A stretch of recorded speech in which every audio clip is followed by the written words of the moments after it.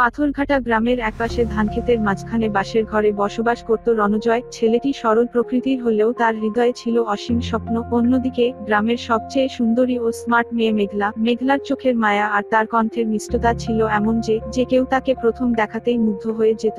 রণজয়ের সঙ্গে মেঘলার প্রথম পরিচয় হয় গ্রামের পাঠশালায়। মেঘলার হাসি রণজয়ের হৃদয়ে এমন এক ছাপ ফেলে যে সে বুঝতে পারে তার মন মেঘলার জন্য ধীরে ধীরে আকৃষ্ট হচ্ছে। কিন্তু মেঘলা, সে তো সবসময় নিজের মেধা আর স্বপ্ন পূরণ নিয়ে ব্যস্ত। গোপন চিঠি ও রহস্যময় সূত্র। একদিন রণজয় মেঘলাকে জিজ্ঞেস করলো, মেঘলা, তুমি কি কখনো অনুভব করেছো কিছু অজানা শক্তি যেন আমাদের গ্রামের দিকে টানছে? মেঘলা হেসে বলল, রণু, তুমিও না? এসব কথা সিনেমার গল্পে মানায়, কিন্তু সত্যি বলতে, বাবার পুরনো ট্রাঙ্ক থেকে একটা অদ্ভুত চিঠি পেয়েছি। চিঠিটা রণজয় হাতে নিয়ে পড়তে লাগলো। সেখানে লেখা ছিল, পাথরঘাটার বটতলার নিচে একদিন এমন কিছু লুকিয়ে পাওয়া যাবে যা ভালোবাসার পথ দেখাবে। রণজয় অবাক হয়ে বলল, তাহলে চল আমরা খুঁজে দেখি এমন রহস্য কি এড়িয়ে যাওয়া যায়।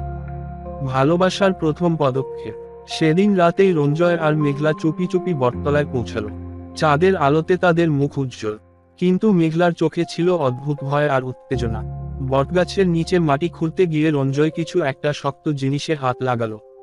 সেটি ছিল একটি ছোট বাক্স। বাক্স খুলতেই দেখা গেল একটি পুরনো চিঠি ও একটি লাল মাটির প্রদীপ।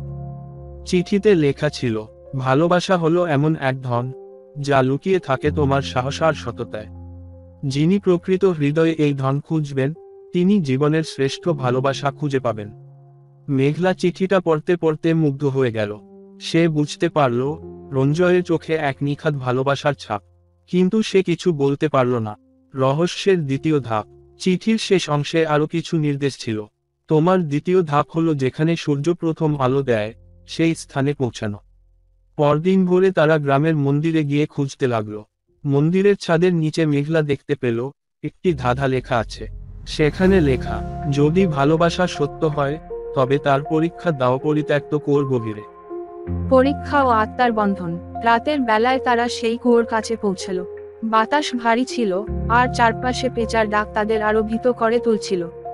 কিন্তু রঞ্জয় দৃঢ়। সে মেঘলাকে বলল, তুমি আমার ওপর ভরসা রাখো, আমি কিছুতেই তোমার ক্ষতি হতে দেব না। কুয়ো থেকে একটি বাক্স বের করার পর তারা দেখল সেখানে সোনার মুদ্রা ও রত্ন রাখা। কিন্তু সেই সঙ্গে আরেকটি চিঠি ছিল, যেখানে লেখা, এই ধন যদি শুধু তোমার লোভ মেটাতে চাও, তবে তোমার ভালোবাসা শেষ হয়ে যাবে। আর যদি সত্যিকারের ভালোবাসায় গ্রাম ও মানুষকে দাও, তবে তোমার সম্পর্ক অমর হবে। মেঘলা অবাক হয়ে রঞ্জয়ের দিকে তাকালো। প্রকৃত ভালোবাসার উদ্ভাস। রঞ্জয় মেঘলার হাত ধরে বলল, মেঘলা, এই ধন আমি তোমার চোখে অনেক আগে থেকেই দেখেছি। এই রহস্যের পথ আমাদের এক করেছে। আমি জানি আমি তোমাকে ভালোবাসি। এই ধন আমাদের ভালোবাসাকে প্রমাণ করার জন্য। তুমি কি আমার পাশে থাকবে? মেঘলার চোখ অশ্রুসিক্ত হয়ে গেল। সে বলল, রনু, আমি এতদিন বুঝতে পারিনি, কিন্তু আজ জানি আমার ভালোবাসা তোমার জন্য। আমাদের ভালোবাসা শুধু আমাদের জন্য নয়, গ্রামের জন্য। আমরা একসঙ্গে এই ধন গ্রামের কল্যাণে দান করব। পরিণতি। সোনার মুদ্রা ও রত্ন গ্রামের মন্দির, স্কুল এবং কৃষকদের উন্নয়নের জন্য দান করা হলো।